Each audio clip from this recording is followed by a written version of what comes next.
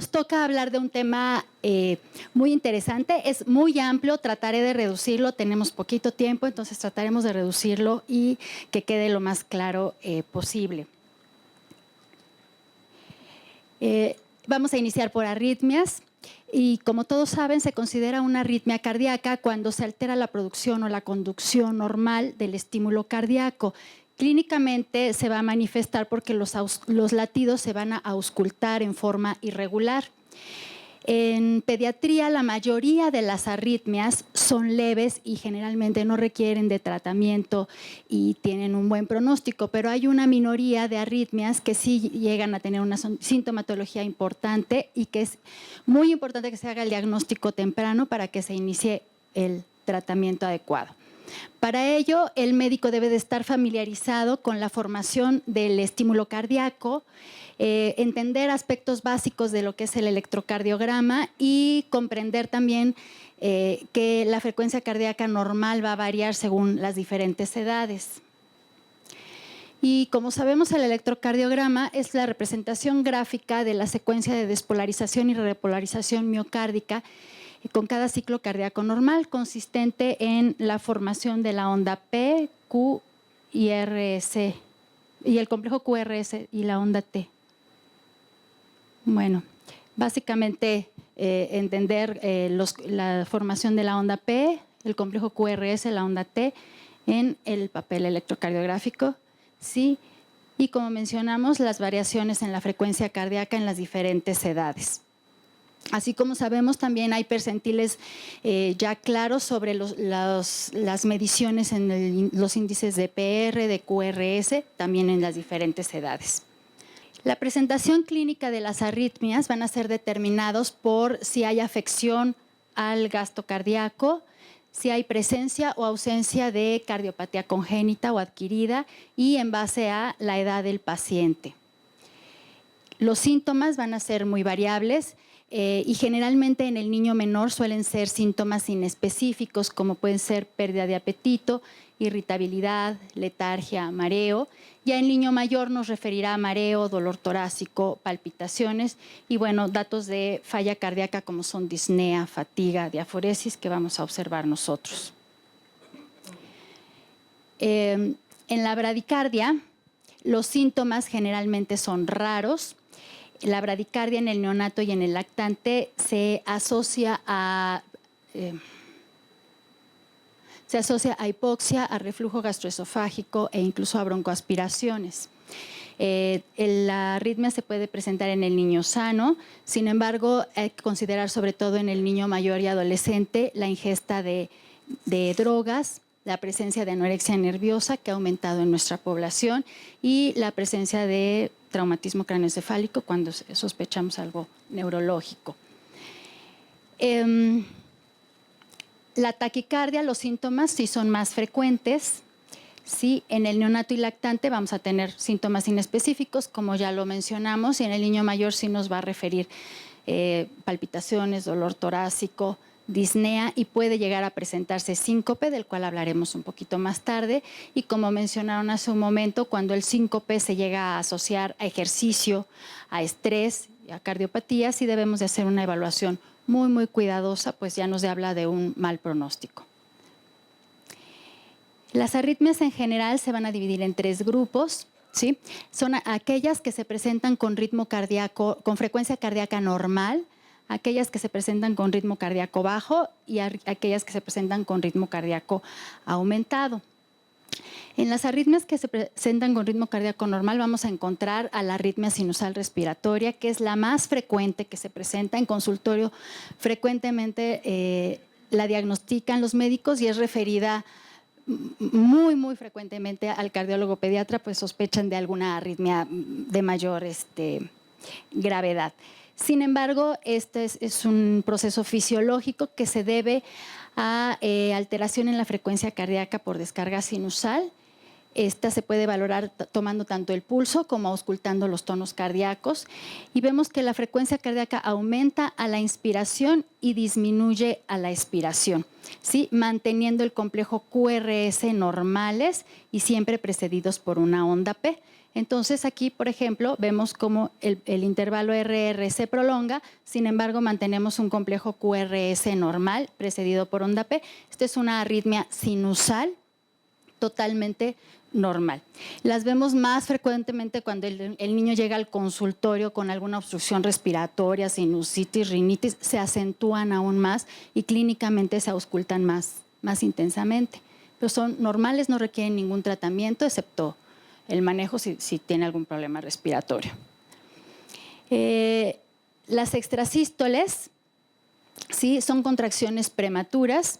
Son latidos aislados que son distintos a un ritmo sinusal habitual y la morfología de QRS nos va a ayudar a diferenciar el origen del latido ectópico, ¿sí? Si es supraventricular o ventricular. Frecuentemente se presenta en niños sanos y generalmente cuando se presentan en forma aislada suelen ser benignas. Las extrasístoles supraventriculares van a tener una onda P de morfología variable o puede no existir. ¿Sí? Se va a adelantar al complejo previo y puede desaparecer dentro del mismo complejo. Generalmente el complejo QRS es angosto y de morfología similar a los latidos previos y posteriores. Y se deben a excitación de las células atriales que forman un impulso conducido normalmente a través del nódulo auriculoventricular y los ventrículos.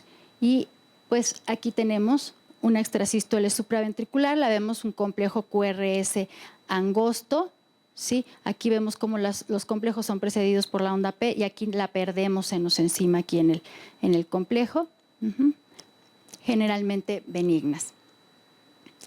Las extrasístoles ventriculares vamos a tener que haber ausencia de la onda P, los complejos QRS van a ser anchos, ¿sí? Y se van a clasificar según se intercalen entre los latidos ectópicos con los latidos normales, ¿sí? En bigeminismo, trigeminismo, cuando se presentan en duplas y 3 o más y cuando ya es taquicardia ventricular. En base a la morfología vamos a ver si son similares, son monomorfas, que generalmente el latido ectópico se origina en un solo foco, y polimorfas cuando es de diferentes focos. Aquí tenemos una extrasístole ventricular con complejo QRS ancho seguida por una onda T invertida y en este trazo tenemos una extrasístole ventricular polimorfa con 2 orígenes diferentes, de morfología diferente. Entre las bradicardias vamos a encontrar a la bradicardia sinusal y a los bloqueos.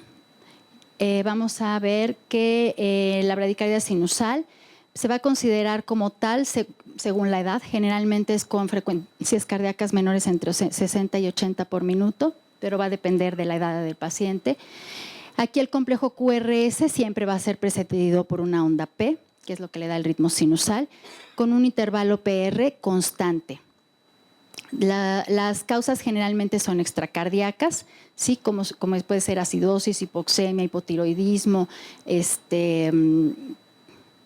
sepsis, procesos infecciosos y en procesos neurológicos como la hipertensión intracraneana. Generalmente no requiere de tratamiento a menos que sean sintomáticas y se atiende la causa que la está provocando y cuando llegan a causar sintomatología se valora el inicio de atropina o de isoproterenol.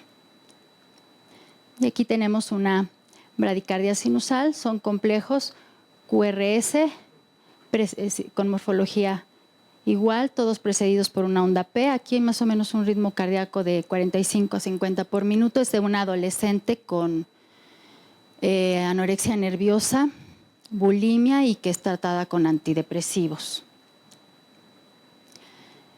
Entre las bradiarritmias encontramos los bloqueos auriculoventriculares, que se trata de una anomalía en la conducción del impulso entre aurícula y ventrículo, el cual el impulso es retrasado o interrumpido.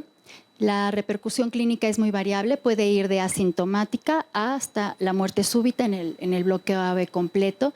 Se clasifica en 3 grupos, los de primero, segundo y tercer grado.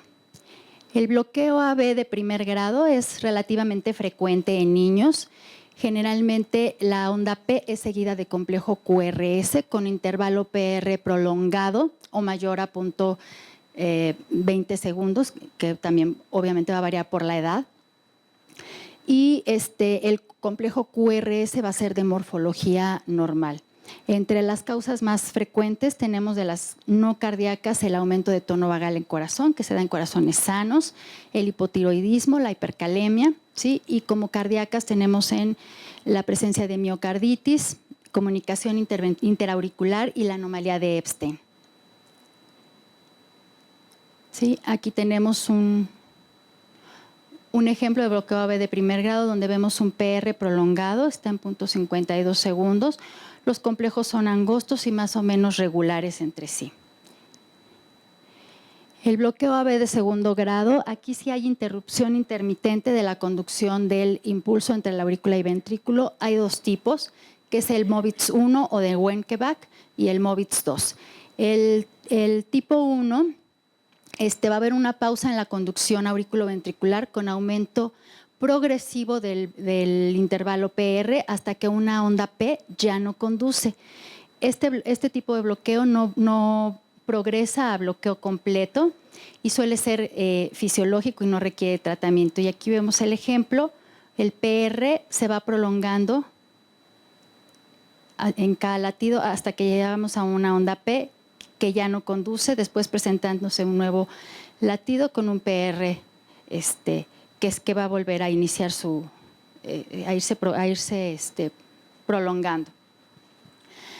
El bloqueo AB de segundo grado tipo Movitz 2 se localiza ya más abajo en el sistema His-Purkinje. Es muy raro en pediatría.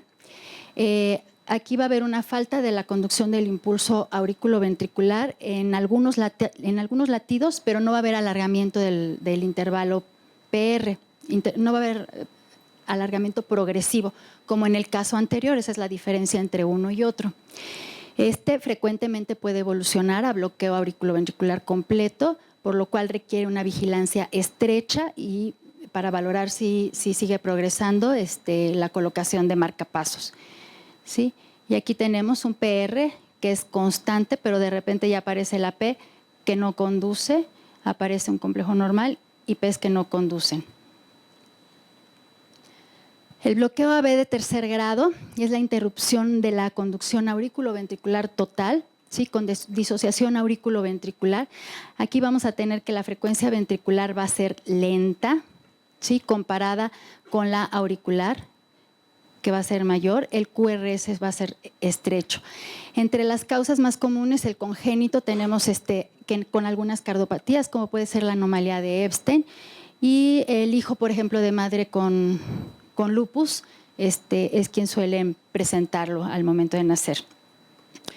Y el adquirido secundario a miocarditis, miocardiopatías, posterior a cirugías cardíacas y por la ingesta de algunos medicamentos. ¿Sí? Y aquí tenemos, ¿sí?, cómo vemos la diferencia del ritmo ventricular con el ritmo auricular. ¿Sí? Estos son pacientes que se consideran graves. El bloqueo AB de tercer grado muy ocasionalmente se llega a diagnosticar en forma incidental, en una consulta de rutina, y el paciente llega a estar asintomático. Generalmente cuando manejan frecuencias cardíacas de 50 a 80 por minuto, puede cursar asintomático el paciente. En tal caso no es necesario hospitalizarlo, pero sí referirlo de inmediato a un cardiólogo pediatra. Cuando es sintomático, generalmente con frecuencias cardíacas menores a 50 por minuto, ¿sí? El paciente puede manifestar datos de bajo gasto cardíaco. Es importante referirlo con urgencia a hospital para iniciar el manejo con atropina, reanimación cardiopulmonar y colocación de marcapasos transitorio y posteriormente definitivo. Las taquiarritmias, entre las taquicardias encontramos la sinusal, la supraventricular y la ventricular. La taquicardia sinusal, que es la más frecuente de todas, generalmente va a ser de etiología secundaria a otro tipo de problemas no de origen cardíaco. como puede ser relacionadas a estrés, ejercicio, fiebre, ingesta de algunos medicamentos, como mencionaron hace un momento, o de drogas. También la vemos en hipertiroidismo, en pacientes con anemias descompensadas, etcétera. El ritmo sinusal va a ser rápido, vamos a encontrar onda P positiva en D2 y negativa en ABR, y se debe de diferenciar de una taquicardia supraventricular. Siempre vamos a ver que el complejo QRS va a ser precedido por una onda P. Bueno, pues aquí es la más común que vemos en cualquier chiquito con fiebre, anemia, etcétera.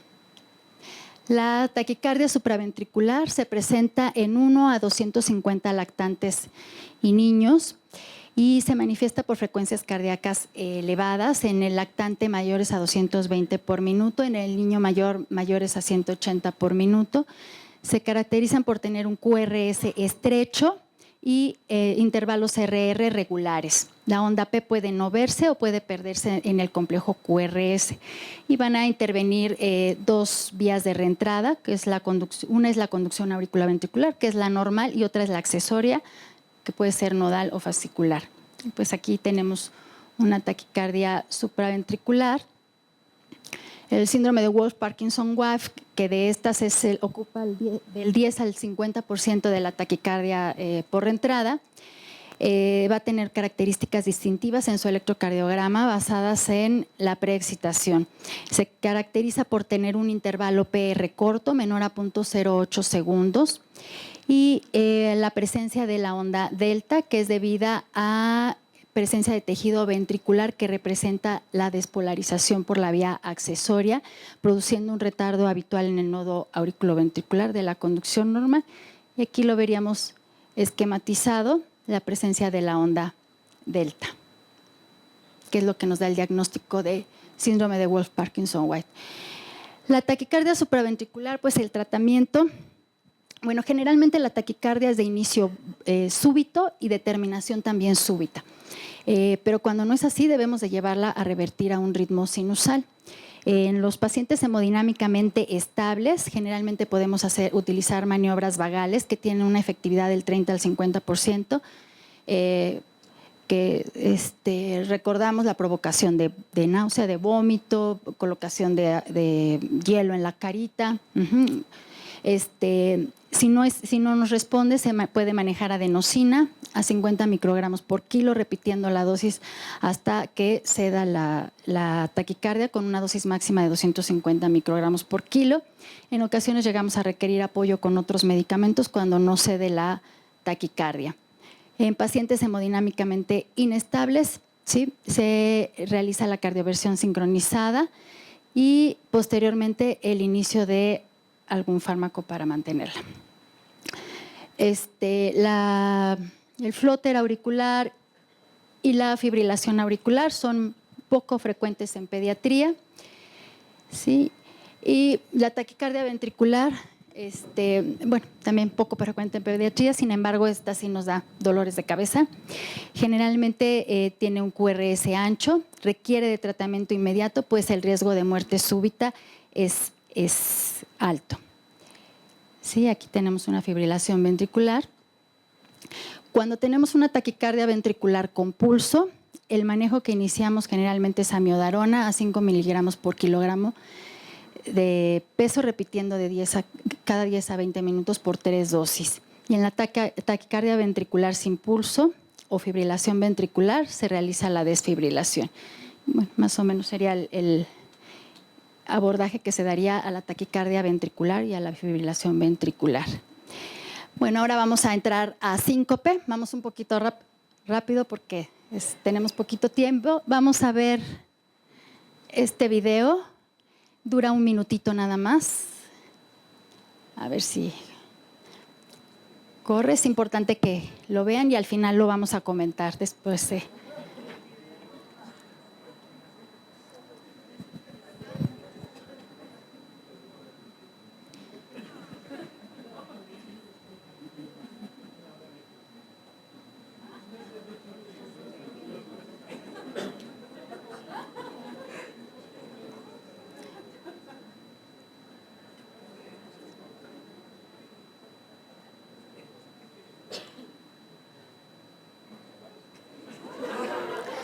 No es miedo a casarse, ¿eh?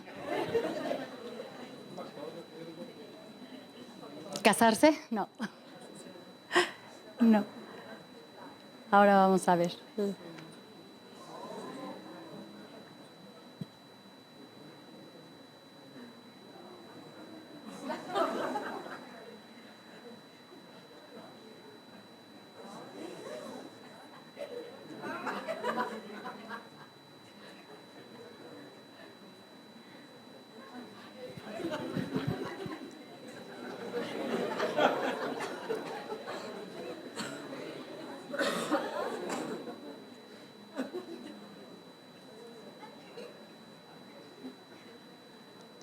¿Qué tienen en común todos? Están de pie. Ceremonias. Bueno, ya. Bueno, al final vamos a comentar este video. Es importante para que consideren algunas situaciones que vamos a comentar ahora.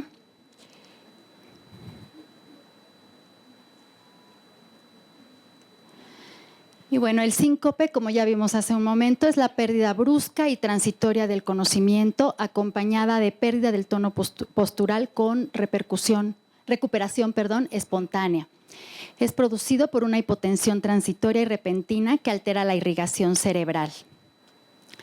Es un problema muy común en niños mayores y adolescentes. Hasta el 15% del total lo llegan a presentar antes de llegar a la edad adulta, y el índice es mayor en mujeres entre los 15 y 19 años de edad. Es una causa común de urgencias pediátricas, bueno, una relativa de 1.3% de urgencias pediátricas, y es una causa muy frecuente de valoración cardiológica y neurológica. Su valoración, el protocolo de estudio, es costoso. Y generalmente, a pesar de todo el protocolo de estudio, no llegamos al diagnóstico en la tercera parte de los casos.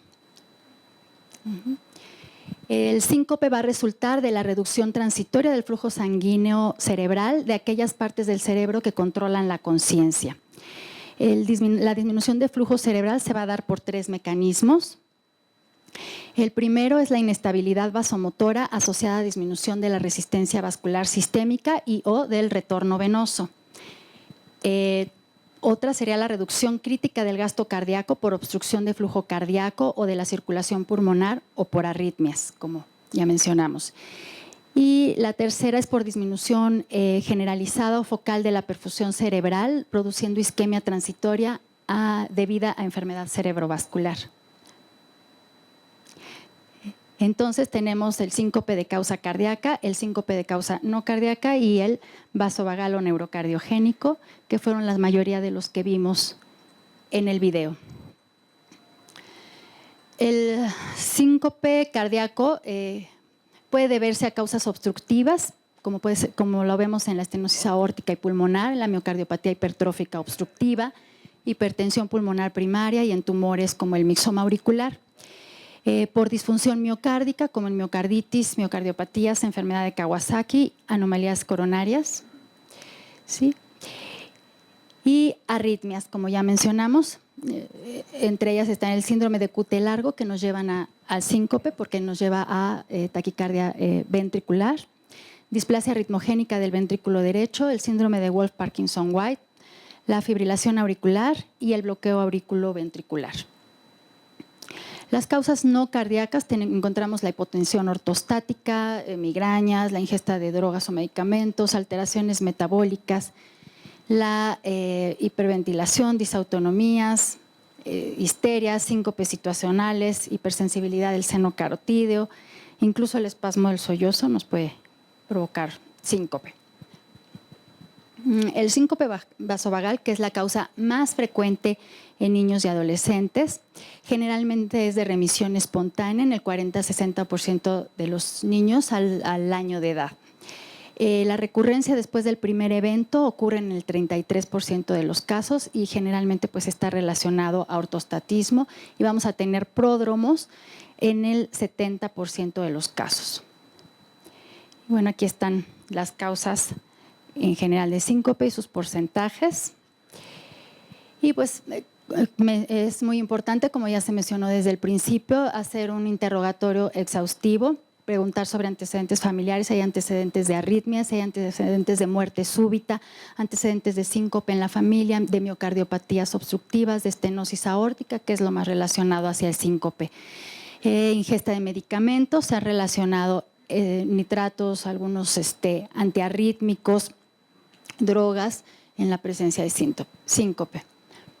Es muy importante preguntar sobre el tiempo de comienzo y de recuperación, pues nos puede indicar y orientar sobre la etiología del síncope. Cuando es de comienzo lento y de recuperación rápida, nos habla de un síncope de origen reflejo de tipo vasodepresor, que es el más común. Cuando el comienzo y recuperación son rápidas, puede tratarse de una arritmia.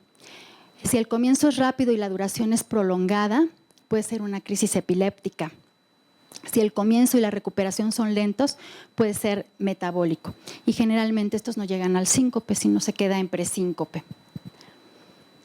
Entonces debemos de interrogar sobre el episodio sincopal. ¿Qué actividad estaba realizando el paciente al momento del inicio de los síntomas? Si estaba haciendo ejercicio, estaba jugando basquetbol, estaba jugando fútbol o estaba de pie en una ceremonia, en honores a la bandera, en la iglesia parado, en la fila del cine, qué sé yo, y está parado sin moverse, ¿no? Es importante interrogar sobre eso. ¿En qué posición está el paciente al suceder el síncope? ¿Qué circunstancias estaban alrededor desencadenantes? Si estaba haciendo mucho calor, estaba en un lugar encerrado, en un concierto. Si hay síntomas relacionados, como mencionamos ya, la forma de inicio y recuperación, si hay pérdida de la conciencia, cuánto tiempo fue y cómo la recobró, la situación post-sincopal, si quedó con mareo, con dolor de cabeza, íntegro neurológicamente o no. Y pues obviamente la descripción de los testigos. De las manifestaciones clínicas, pues nos pueden referir palidez, diaforesis, náuseas, taquipnea, acúfenos, taquicardia, refieren visión borrosa, les duele la cabeza antes y a veces también después, y pues no pueden mantener el tono postural. Debemos hacer una exploración física exhaustiva, buscando datos cardiológicos. Generalmente el electrocardiograma es normal, pero si no, podemos encontrar en él la causa del síncope, cuando sobre todo es de origen cardíaco, alguna arritmia. Sí. Generalmente se toman exámenes de base, biometría, químicas, cuando sospechamos que pudiera haber ingesta de alcohol o de drogas también, hacer un ecocardiograma para descartar cardiopatía estructural, electroencefalogramas, hay datos neurológicos sugestivos, TAC de cráneo, Holter, si sospechamos de una arritmia, y la prueba de la mesa de inclinación, que es diagnóstico en el síncope. Se utiliza sobre todo para inducir síncope vasovagal de mediación neural. ¿Sí? Y bueno, en base a los resultados es que vamos a tomar la decisión de que se hace. La prueba de inclinación se puede hacer en niños mayores de 6 años. Generalmente pues, se tiene que hacer en ayuno, con una vena canalizada, monitorizando presión arterial, frecuencia cardíaca, saturación de oxígeno. Se hace manteniendo al paciente en posición supina durante 15 minutos antes de comenzar la prueba, y después se pone bruscamente en posición de costado. Si no se provoca espontáneamente el síncope, se provoca con isoproterenol o isosorbide, y generalmente es esto lo que se realiza, y trata de provocar el síncope controlado para ver la respuesta y poder determinar el tipo de síncope que lo está ocasionando. Los resultados pues, es en base a si presenta o no hipotensión, generalmente considerada con tensión arterial menor a 60 milímetros de mercurio después del inicio de la prueba. ¿Sí? Y hay 3 tipos de resultados en la prueba de inclinación, que puede ser vasopresora, cardioinhibitoria o mixta, y sobre ello se valora el manejo. El síncope, la prueba de inclinación se indica cuando hay síncope recurrente, cuando es síncope aislado, pero está asociado a una lesión física, si presuponemos un origen vasovagal, Cuando no hay una causa que lo explique, en el síncope recurrente, que es inducido por ejercicio sin evidencia de enfermedad cardíaca orgánica, por ejemplo en el atleta, y valoración de respuesta al tratamiento en pacientes que ya han sido tratados previamente por síndrome neurocardiogénico. En el síndrome de QT largo también se considera realizar. Las contraindicaciones es en pacientes con obstrucciones del tracto de salida, con estenosis mitral, estenosis coronaria y estenosis cerebrovascular. Está contraindicada la prueba. El diagnóstico diferencial del síncope lo debemos de realizar con epilepsia, con accidente isquémico transitorio de territorio vertebrobasilar, la simulación, que ocurre también bastante en el adolescente, vértigo e hipoglucemia. El tratamiento sobre todo es educación al paciente, se manejan medidas generales, sobre todo, bueno, esto es dirigido al síncope vasovagal. Pueden manejar medidas elásticas para favorecer el retorno venoso. Se debe de aumentar el consumo de sal y de agua, ¿sí?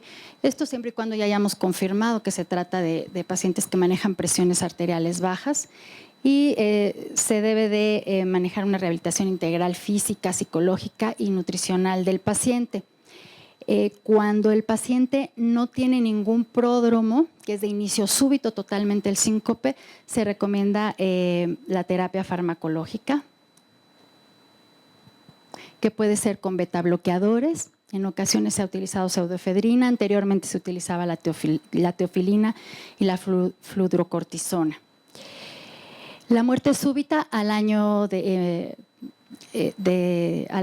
a un año de presentarse el síncope de causa cardíaca se ha llegado a presentar hasta el 24% de los casos, y en el síncope cardíaco. En el síncope no cardíaco es muy bajo el índice de muerte súbita, en un 3 a un 4%. El tipo más común de síncope en niños y adolescentes es el vasodepresor, que es una condición benigna y transitoria. El síncope es un predictor de muerte súbita, debe tomarse seriamente y de realizarse un screening diagnóstico y adecuado, ya que la diferencia entre síncope y muerte súbita solamente es que uno de los dos se va a levantar del síncope y el otro no. Y pues del video que vimos, la mayoría fueron síncopes neurocardiogénicos, personas que estaban en posición de pie por periodos prolongados, a lo mejor con calor, etcétera, que favorecieron la situación de que se desmayaran. Solo uno de los casos, el que estaba el trompetista, sí fue por una arritmia y falleció. De ahí la importancia de hacer el diagnóstico.